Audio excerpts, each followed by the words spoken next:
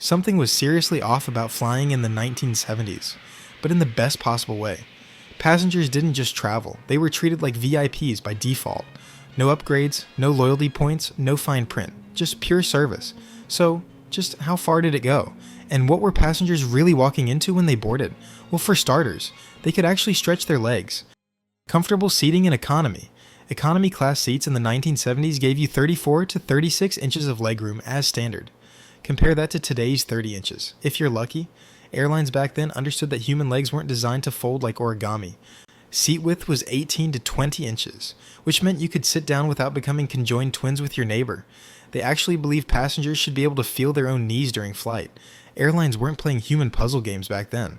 Boeing 747 jets had massive cabins, but instead of cramming in every possible seat, they left room for passengers to move around. They were giving passengers actual space, instead of playing human Tetris. The whole approach was about passenger comfort, not maximizing space. You could recline your seat without starting World War II with the person behind you. Reclining was actually a feature, not an act of war. Fewer seats per plane meant more space for everyone. Airlines competed on comfort levels, not on how many people they could squeeze into a metal tube. The whole experience was designed around human dignity, not profit margins. Airlines understood that comfortable passengers were happy passengers, and they invested in making sure every flight felt spacious and relaxing. Full meals in economy. But the spacious seats were just the beginning of the luxury treatment. Airlines served complete multi-course meals in economy class that would make many restaurants jealous. We're talking steak, shrimp, fresh salads, hot rolls, dessert, and real coffee. Even short flights came with meals. Because airlines hadn't discovered the magic of overpriced snack boxes yet, everything came on actual ceramic plates with metal silverware. No plastic forks that snap when you try to cut anything. Airlines used actual plates because apparently eating off plastic wasn't considered fine dining. The meals were prepared by in-house airline catering kitchens, with their own chefs and recipes. Airlines spent $7 to $10 per passenger on meals, which equals about $40 to $60 today. That's more than most people spend on a nice dinner out. Flight attendants would come around with hot towels before meals. Airlines were flying restaurants that happened to serve meals at cruising altitude. The food quality was high because airlines took pride in their culinary offerings. The dining experience was designed to make passengers feel special. Airlines understood that good food created good memories, and they hired professional chefs to ensure every meal met restaurant standards during flight. Free alcohol in economy. The generous meal service was just one part of the all-inclusive experience. Alcoholic beverages were completely included in your ticket price, even in economy class. Wine. Beer, whiskey, cocktails, all free. No extra charges. Airlines operated flying bars with wings attached. On international flights, drinking was practically encouraged as part of the travel experience. Airlines figured out that tipsy passengers complain less about turbulence. They used alcohol as a way to enhance customer service, not as another profit center. The drink service involved real bartending skills. Flight attendants knew how to make proper cocktails, not just open bottles. You could order a Manhattan and actually get a Manhattan, not some watered-down disappointment. Airlines understood that relaxed passengers were happy passengers. The free drinks were an investment in customer relationships. They ran their bars like hotel lounges, not airport vending machines. Flight attendants would walk around regularly, offering refills and taking new orders.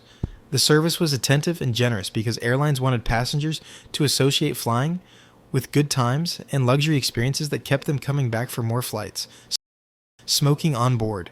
The free-flowing drinks were just part of an even more surprising policy. Smoking was allowed throughout most flights, including in economy class, with ashtrays built right into every armrest. Airlines turned every flight into a flying ashtray with passenger service. The lavatories had ashtrays too. There were smoking sections, but they were about as effective as having a splashing section in a swimming pool. The no-smoking section worked about as well as a no-splashing area in a pool. The air circulated throughout the entire plane. Flight attendants would walk around with matches and lighters, helping passengers light up. Cabin crew were basically flying cigarette butlers. Smoking was so normal that not smoking was considered unusual. The policy lasted much longer than you'd expect. Smoking bans didn't start until the late 1980s for domestic flights and weren't complete until 2000. People were smoking on planes well into the computer age. Airlines were basically flying ashtrays for decades. The whole cabin would fill with smoke haze, and everyone accepted it as completely normal behavior. No special ventilation systems, no health warnings for passengers or crew. Luxury airports. Even the airports themselves were designed like luxury destinations. Airports in the 1970s were built like luxury hotels with chandeliers, leather chairs, and wood paneling throughout the terminals. Airlines figured out that comfortable passengers bought more tickets. Walking through an airport felt like entering an elegant hotel lobby. Many airports featured cocktail lounges, full restaurants, and shoe-shining stations. Airports had shoe-shine stands, because apparently, looking good for your flight was a real concern. The atmosphere emphasized comfort and style over security and efficiency. The terminals were places where people actually wanted to spend time. Families would arrive early just to enjoy the atmosphere and amenities. Everything was designed to make passengers feel relaxed and important. The furniture was comfortable. The lighting was warm. The staff treated everyone like valued guests. No long lines, no shouting over intercoms. Airlines understood that the airport experience was part of the overall travel experience. Beautiful, comfortable terminals made passengers feel good about flying. The whole environment was designed to reduce stress, not create the anxiety-inducing maze of modern airport security checkpoints. Stress-free boarding. This relaxed atmosphere extended to the boarding process itself. Passengers boarded planes in a relaxed manner, often walking directly from the terminal to the aircraft on the tarmac. Boarding a plane felt more like entering a restaurant than rushing for the last bus. There were no boarding zones, no long lines, and no gate agents shouting numbers. Gate agents provided personalized service and knew many frequent flyers by name. Airport staff actually remembered passengers, instead of treating everyone like suspicious cargo. The whole process was designed to be stress-free and pleasant. You could walk to your gate, board your plane, and take off without any of the hassle we consider normal today. No removing shoes, no emptying pockets, no standing in endless lines. The airport operated on trust instead of treating everyone like potential criminals. The boarding process was so civilized that people looked forward to it. Families would make it a special occasion, arriving early to enjoy the terminal and then strolling onto the plane when ready. Airlines competed on how pleasant they could make the boarding experience. They wanted passengers to feel special from the moment they entered the terminal, and the entire process was designed to build excitement for the journey, rather than create stress and frustration. Free multi-day stopovers. But airlines didn't just make getting on the plane easy. They made your entire travel itinerary surprisingly flexible. Airlines often allowed free multi-day stopovers in hub cities like London, Tokyo, or New York, without any extra ticketing or change fees. Airlines basically gave you free vacations just for flying through their favorite cities. This wasn't some complicated reward program. It was a standard perk to promote tourism. Some airlines even advertised it as 2 cities for the price of 1 in their marketing materials. You could fly from Los Angeles to Paris and get a free weekend in London, just because your plane happened to stop there. The whole concept was designed to make long international flights more appealing to passengers. Airlines understood that stopovers could turn a simple trip into an adventure. Instead of rushing passengers through connections, they encouraged them to explore major cities and experience different cultures. Why settle for one destination when you could see 2 or 3 for the same price? The stopover policies were incredibly generous compared to today's restrictions. The generous stopover policies were matched by equally impressive personal service. Flight attendants were trained to learn passenger names, check in frequently, and offer personal touches that made every flight feel customized. Cabin crew treated passengers like house guests instead of cargo with boarding passes. Birthday cakes, handwritten notes, and special requests weren't uncommon during flights. Airlines emphasized hospitality over efficiency, especially on long-haul flights where personal connections could develop between crew and passengers. Flight attendants had time to actually talk to people instead of just serving drinks and disappearing. The whole service model was built around making passengers feel special and cared for. Crew members would remember your drink preferences, ask about your family, and follow up on conversations from earlier in the flight.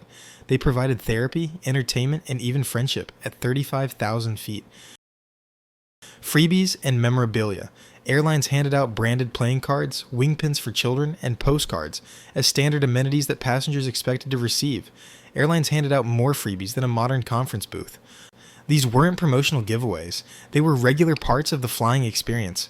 First-class passengers received swag bags filled with toiletries, slippers, and cologne. Some airlines offered souvenir menus or luggage stickers for popular routes. Passengers needed extra carry-on space just for all the free gifts. The branded items served multiple purposes beyond just making passengers happy. They provided entertainment, created emotional value, and made passengers feel valued and special. Airlines were basically Santa Claus with jet engines. They understood that small touches made big differences in customer satisfaction. The cost of these items was minimal compared to the goodwill they generated. Children especially loved the wing pins and other kid-friendly items. Airlines knew that happy children meant happy parents, and happy families became repeat customers, customers who would choose the same airline for future trips, creating lifelong brand loyalty through simple gestures. First class was next-level luxury. First-class passengers received even more impressive amenities and service. First-class cabins featured large swivel seats, full dining tables, and meals served on real china with linen tablecloths. First class felt like flying in a luxury hotel that happened to have jet engines. Some airlines even provided candlelight during dinner service. The cabins were decorated with carpets, curtains, and mood lighting that created an elegant atmosphere. First class sections had better furniture than most people's living rooms. Airlines spent serious money on interior design, creating spaces that felt more like upscale hotels. Flight attendants in first class were trained to provide hotel-level service, anticipating passenger needs before they were even expressed. Flight attendants were basically personal butlers who could also save your life in an emergency. The service was so attentive that some passengers probably didn't want their flights to end. Amenities included on-demand drinks, personal attention, and fold-flat beds on some carriers. Every detail was carefully planned to exceed expectations and create unforgettable experiences. First-class passengers weren't just buying transportation, they were buying status, comfort, and prestige. Airlines understood this and designed their service to match those expectations, creating an experience so luxurious that passengers felt like royalty from takeoff to landing. But then, everything changed. Deregulation in 1978 allowed airlines to compete on price.